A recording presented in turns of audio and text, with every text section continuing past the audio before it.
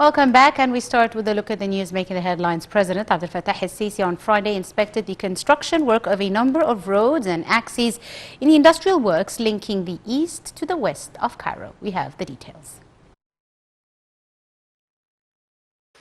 President Abdel Fattah el-Sisi inspected on Friday the construction works of a number of roads, axes and industrial works linking east and west Cairo, which come within the framework of the national project to develop the road network in Greater Cairo. The President directed to take into account achieving the greatest extent of expansion in the new roads and axes in Cairo Governorate to achieve the required traffic liquidity, taking into account the current and future traffic density, with the need to provide all necessary services for vehicles and citizens. An extension of the Adli Mansour axis, as well as the second phase of the development of the Joseph Tito axis, which extends from the bottom of the Craftsman Bridge to the Ring Road with 5 traffic lanes in each direction. President el-Sisi also inspected the completion of construction works on the Chinzo Abi axis, which contributes to transferring traffic from the Martyr axis to the new administrative capital, passing through the Suez Road and the Ring Road with a length of 15 kilometers and 5 traffic lanes in each direction, and also includes 10 bridges overhead.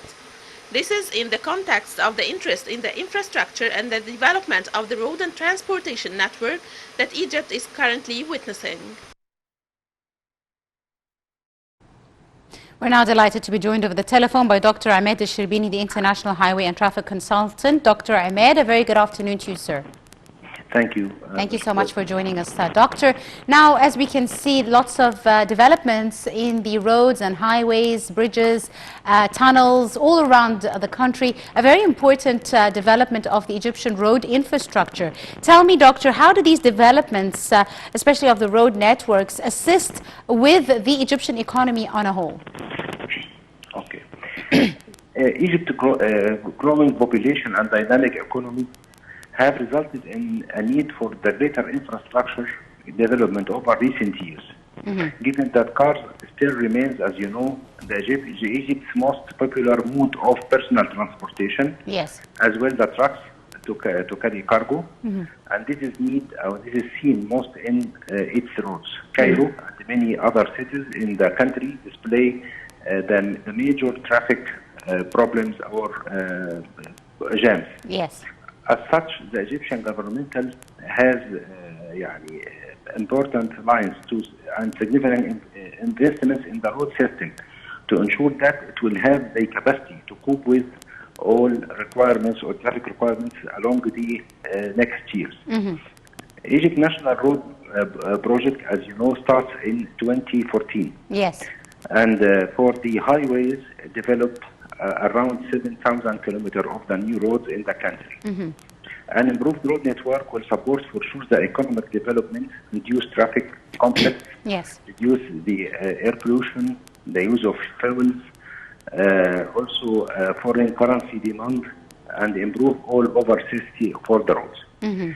If we talk about the governmental efforts, yes, the government has made additional investment in the roads, and for example, in 2020, the transportation announced a budget of $9.8 billion for road development, and increased every year. For 2022, it becomes around, and for roads only about 12 point something billion for roads only. In addition to the budgets allocated for the railway and, as you know, the high-speed train and other projects. For the urban roads and the Greater Cairo, the Greater Cairo metropolitan area is the home to around 1/5 of the Egyptian population, approximate 20 million people, citizens, as you know. Not counting even citizens that come in and out of Cairo every day. Yeah, in addition to 5 million almost in out every day. The figure that is expected to raise to 24 million by 2027. And the sharp increases will likely create additional pressure on roads, yes, and the infrastructure in the capital. The projects are part of around $1 billion governmental plan to reduce the road traffic jams and build about a new 40 bridges. While the majority of the work is concentrated in East Cairo, south of Cairo, the construction will be started soon in the West Cairo. The significant road project is recently completed, suspended also bridges across the Nile River, as you know, in the Warraq Island, and other access over the River Nile. Yeah. Yes. Over the River Nile. If we are talking about the economic factors or economic indicators, yes, we can say that the Egypt's transportation sector was the biggest recipient of the governmental investment. Almost 88.4 billion Egyptian pound was injected into building roads, bridges, railways, and other transportation infrastructure, which is accounting for 18% of the total governmental investment during the last years. The government has allocated around 150 billion Egyptian pound to the national mega projects. This is very important because Cairo is need for those projects.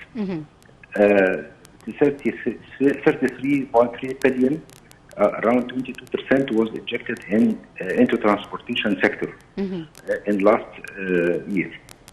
Yes, Doctor. There is a lot of numbers, but Yes. I can say that the World Bank report that the Egypt listed transportation sector is one of its biggest cash cow in terms of attracting private investment and improving economic competition.